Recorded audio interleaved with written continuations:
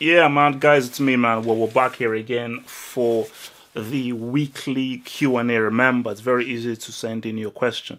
You head to the website, halffullfootball.com. You scroll down, you put in your name in the contact us page, your email. You send in your question. Football or non-football questions are very much appreciated. And I remember, guys, I keep on plugging this, my Patreon. This is the future of what can keep the Half Full Football Hot alive. So again, just pledge whatever you feel you can pledge towards a month, and then I'll be very grateful. And that's what can keep this thing alive. And also, you have to read what the different rewards that you get based on how much you pledge. Because the more that you pledge, the more exclusives that you can get. Exclusive videos, downloadable audios where you can request videos. So I can go into detail of requests that you want. Things where I can actually fully give you videos and analysis based purely on your club. It's real, man. It's AI. Let's go. So the first thing we have here. So hi HH, hope you're doing well. Well, with the World Cup draw coming up, do you think that Poland can be the dark horses next year? With the Polish nuke and the experience of Glick and Piszczek alongside talented players from Syria like Zelensky and Leonard, what do you think? So I don't really want to go through into the World Cup draw because I'll do that as a separate vid. But obviously with Poland, you have one of the best players in the world, the Polish nuke. And again, if Milik can be fit, that's another great player, a really good player they have. If they can, the key thing is, are those other players? If the other players can raise their game, Poland can be very surprising. You already know we're going to get from Polish nuke, but the danger is having the Polish nuke do too much. That's the issue. Is him having to do too much. So if you restrict how much of a burden he has on the team and everybody really plays their part and plays to a high level, then I think Poland can go really, really fast as opposed to the other players in the team. Thanks for the question. Name apps. You have hope.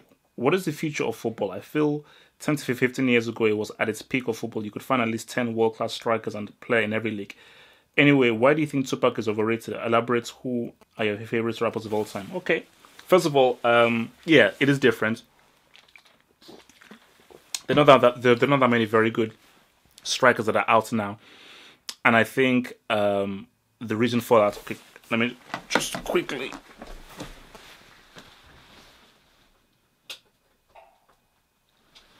Sorry about that, it was getting a little bit warm. So yeah, football, actually, you can only name maybe about 5 truly quality strikers. And the game has just changed, so it's not really the game that we once knew before. It's a whole different plane, and it is just what it is. You can't really complain about it. But things come in cycles. No strikers now, but some of the best midfielders we've ever had. Back in the day, yeah, a few good midfielders, some of the best strikers that we've ever had. So I think it will definitely, it just swings and changes, and it will probably change even more in the next 10 to 15 years. So I think Tupac is overrated because he made some of the best songs we've ever seen in rap, but he didn't have a great body of work. Like, I've never liked a Tupac album, and I don't think that he could give you like 15 really good songs. He's never made an album as good as Biggie's album, as good as Tribe Called Quest's album, as good as Pharoah Monch's album. He's never done something like that. Or Mos Def's album, never given you like an album like that. Favorite rappers of all time. So this is favorite rappers rather than the best rappers. Favorites rappers. Pharoah Monch is my favorite rapper of all time. He's my number one personal favorite. Did I go throw in the KRS-One? Throw in the Cannabis? I think, yeah, those are the ones that come to mind. My favorites are KRS-One, Pharoah Monch, Cannabis, and a special mention to Ludacris and Snoop Dogg, who are extremely consistent. Thanks for the question there. Jalen Nicholas. Hey HH, who do you think would win in a semi-final between Barcelona and PSG? And what will the scoreline be? Semi-final between Barcelona and PSG? Very hard to say, but if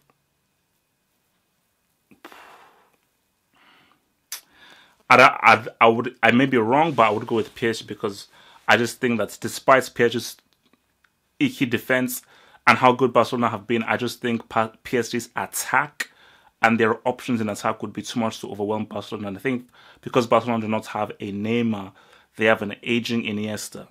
I think PSG will just edge them out, but I think it will actually be a very, very close game because I think people are underestimating how good Valverde has done with Barcelona, but I just think PSG may just edge them out because of their talent, if everybody's fully fit. Abdullahi Hassan, you got to put Kevin Camero on suspension for scoring that important G against Roma to keep Atletico's Champions League alive. No, he's done too much bad work, so he's got to do more to get out of the Brick Academy.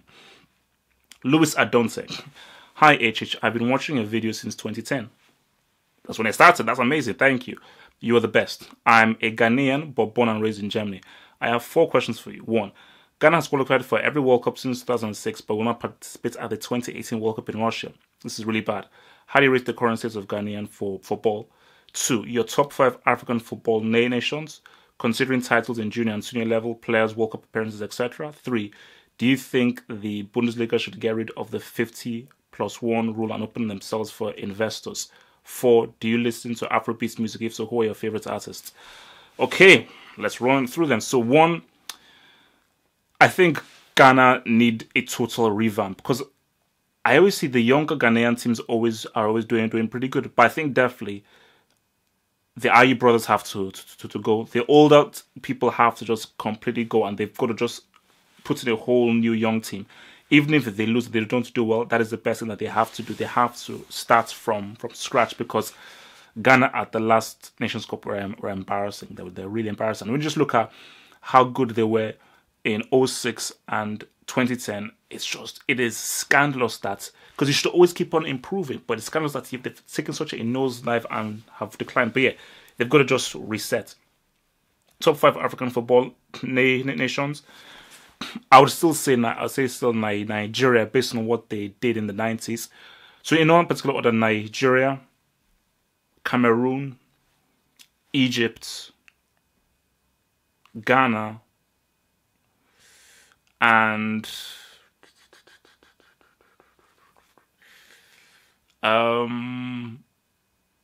probably Tunisia, maybe, or Senegal, maybe Tunisia, because I'm just thinking about the teams who they've won African titles as well. But I think really when you look at the heavyweights, you've got to look at, I think the true heavyweights are Cameroon and Egypt, based on the African titles they've won, and also Cameroon for their World Cup appearances. So yeah, those are the 5. Do you think Bundesliga should get rid of the 50+1? No, they should. I think that is what makes the Bundesliga so good, and what makes them different is that they don't have these outside investors, and the fans still have a strong ownership of the club. So I think it's good what they have now. So they shouldn't allow investors to come in. I'm beginning to listen to a bit of Afrobeats. I mean, Wizkid, from the homeland of Nigeria, I listened to his album. I was not sure that I was going to like it. So yes, I think Wizkid is the guy that I'm liking what he's done. So I'm going to try and listen to some others out there. So if you have any other recommendations of Afrobeats, hit them up, because I'm more of like a hip-hop, grunge, orchestral, alternative music kind of guy. But for me, I listen to anything. It could be Afrobeats, it could be something country, pop. I could listen to any kind of music. So I'm very free like that. Bruno Alves, yo, what's up? Hey HH. Currently, Portuguese teams are pretty much irrelevant in the European football stage. Just 13 years ago, a Portuguese team won the Champions League. Looking at the current state of European football and how teams like PSG, that despite being in an irrelevant league, managed to form a great team. You talk about not selling the players, but Portuguese teams pretty much have to, because they don't get the revenue that other teams get from broadcasting and commercial income. Do you think that Portuguese teams have a chance at becoming relevant again in European football in the near future? It depends where football goes. If this trend of investors continue, of people allowed to just spend ridiculous amounts of money and there's hardly any parity, then it's going to be very hard for the Portuguese league or the Dutch league to really become as strong as they once were. Because remember, Benfica was a flipping powerhouse. FC Porto won the flipping Champions League. But if the bubble busts and the financial fair play actually do their job, I do feel that, because that's what's happening in life and things happen in cycles, that the Portuguese league and the Dutch league will then rise again if we have greater parity. And there's greater financial fair play, there's a salary cap. But it's all dependent on how the game is regulated. If it is not regulated, then it's going to be very hard for the Portuguese league to rise again. So it's all about how people handle the management of football. SB. Hey HH, do you think Bayern will be lubricated again by the mighty PSG at the Allianz Arena, even after the return of Uncle Hankus? And why is Eminem not included in your top 5 rappers of all time? Thanks for your answers and love you. PSG will not be lubricated because it's Uncle Hankus. Uncle Hankus will not allow that. I think it could be a draw. If Bayern still have their injuries, I don't see Bayern succumbing to PSG because I think Bayern are going to raise their game. They're going to be really good. So I see that as being a draw. But yeah, I don't see Uncle Hankus even allowing Bayern Munich the embarrassment to allow themselves to be beaten at home by PSG after they got destroyed by them 3-0. So no, that's not going to happen. And for me, I respect Eminem as a lyricist, but I just do not see him. For me, I just feel like if Eminem is like Cannabis, but Cannabis is far more detailed and far more intricate and far more complex in his lyrics than Eminem is.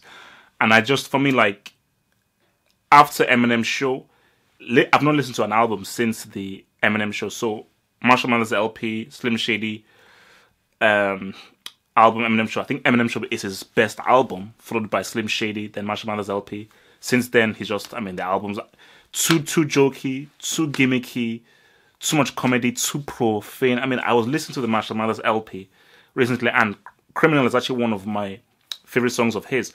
But I think I probably liked that a lot more when I was 14. But listening to it now as a 30-year-old, I'm like, this lyrics are just, this is not. So he's definitely skilled, but as an artist, I don't think he's as accomplished as a Nas, as a Jay-Z, as a Pheromone, or as a Snoop Dogg. Jim Hin. Hi, HH, hi. Oh, wow. The hell? Hi.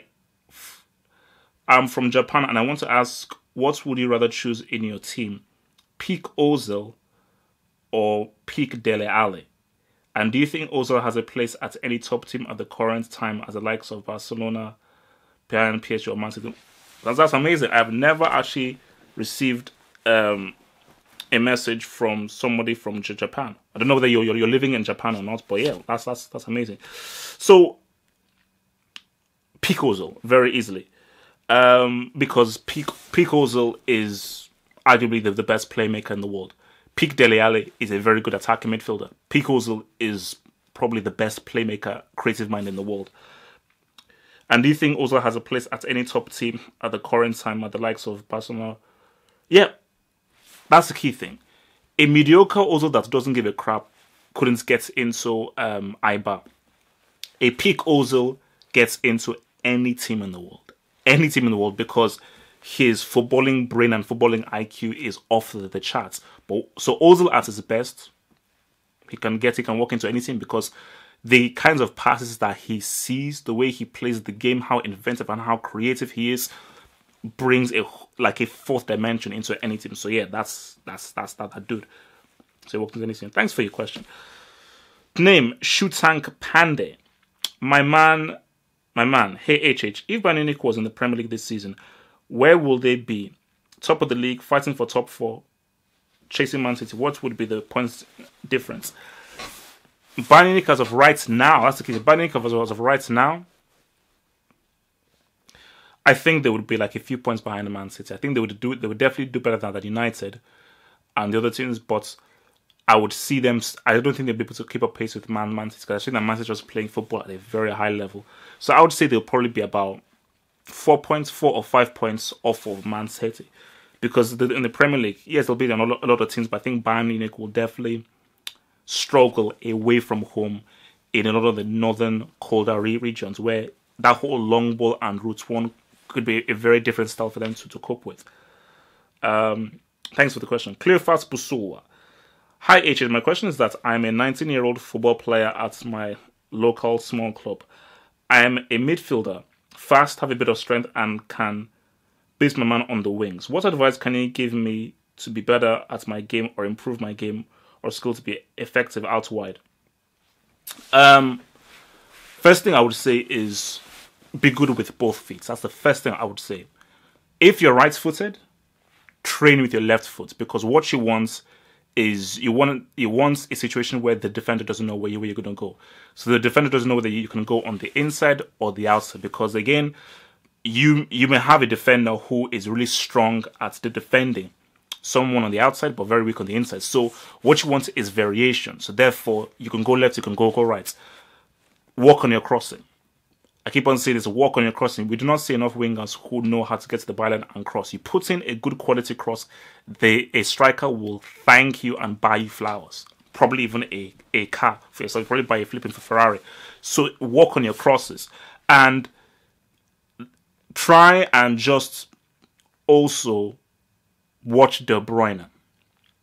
Watch De Bruyne, because watch for what he does off the ball.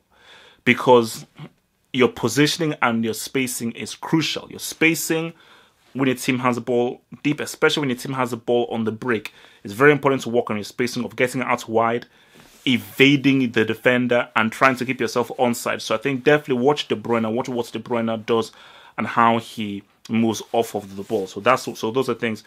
Be two-footed, work on your wrong foot, work on your crossing, and watch De Bruyne for how to be off the ball. Thank you. Alex Tarakowski. Halford, first of all, I would say that you are top, aka the best football analyst in the world. Thank you. My question for you is that should everyone get Marco Silva as a coach from Watford? And if you were in Marco Silva's position, what would you do? I go to a club with better resources and a bigger job, or stay loyal with Watford as they gave him a chance to manage a Premier League side even after his sole side was relegated last term? It's about being real.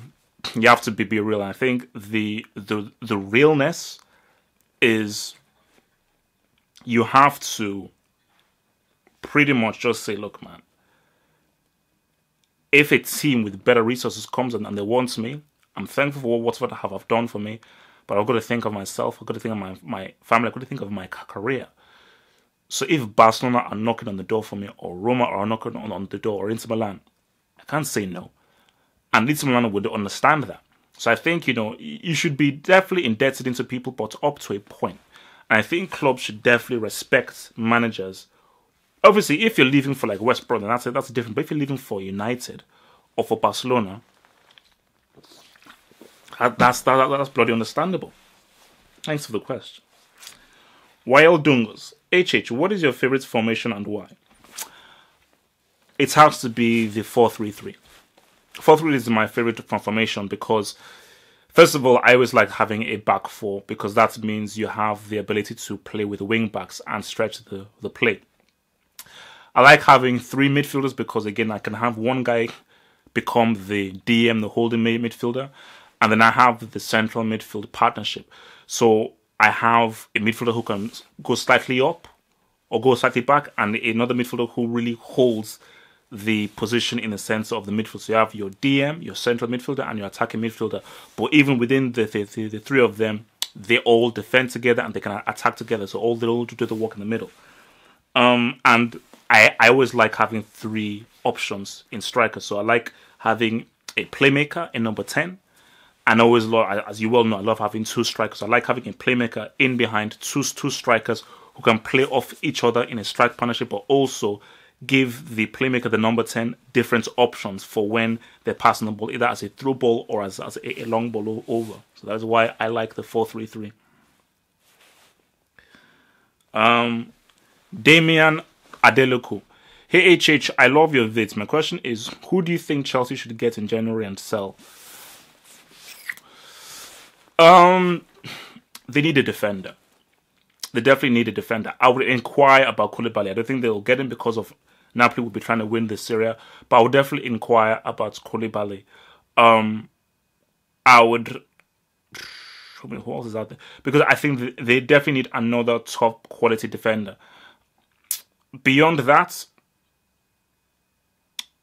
another striking option. No offense to Batshuayi, I know he's good, but I think they definitely need someone in the ilk of a Diego Costa, a target man, somebody who has a stronger presence and is a lot more powerful and a lot more has a bigger upper body strength, who can really hold the ball up, just as a different option for Chelsea if Morata or Batshuayi aren't really working.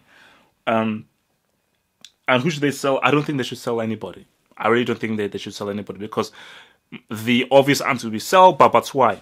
Why? He's a good option and he can score. So I think it would be folly and it would be foolish to be like to sell someone like a Batshuayi. But everything defensively is where they're lacking. And also, if we believe the rumors that David Luiz is going to go, and I'm not too sold on Rudiger as well. And I've never been a fan of Cahill. You really have one dependable defender in Azpilicueta, so they need another very strong defender, because Christensen is still a rookie who is still learning the trade. The midfield is fine. The midfield is beautiful. It's fine. But I think it's the defense and maybe a stronger striker in the mold of a Diego Costa. All right, Stephen Chomino. Hi HH, I'm writing from Australia and I've been watching your videos for almost a year. My question is, if each of the 5 leagues in Europe had representative teams, if each of the 5 leagues in Europe had representative teams of the best players from each league respectively, who would win if they played each other? Thanks for all your hard work and truly you are the best football analyst in the world. Stephen, thank you.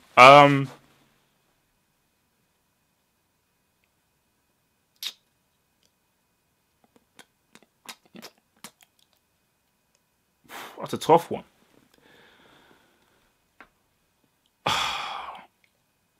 I mean, I am inclined to say the Premier League, because you would say it's La Liga, but Cristiano is getting a bit older. Defensively, how many good defenders do they really have back there in La Liga, really? But in the Premier League, you just look at City. So you just take City's front line. You take Tottenham's defense. You have De Gea, arguably the best keeper in the world right now. You've got a Pogba and a Kante in midfield, maybe even a Fernandinho. That team kills. So I would say Premier League. I'd say that the Premier League would definitely win that. Because La Liga, yeah, I mean, but what kind of defense can you build with La Liga, especially central defense? Ramos, Piqué, really? Varane? Main midfield, okay, Modric and Kroos, okay, I get it. But still, I think overall, when you look at keeper, defense, midfield, attack, I think Premier League would have the strongest team out of all of them. Okay. All right. So, you know what? This is going to be the end of part 1. Part 2, we're going to roll in. So this is the end of part 1. Part 2 is rolling in there. Peace out.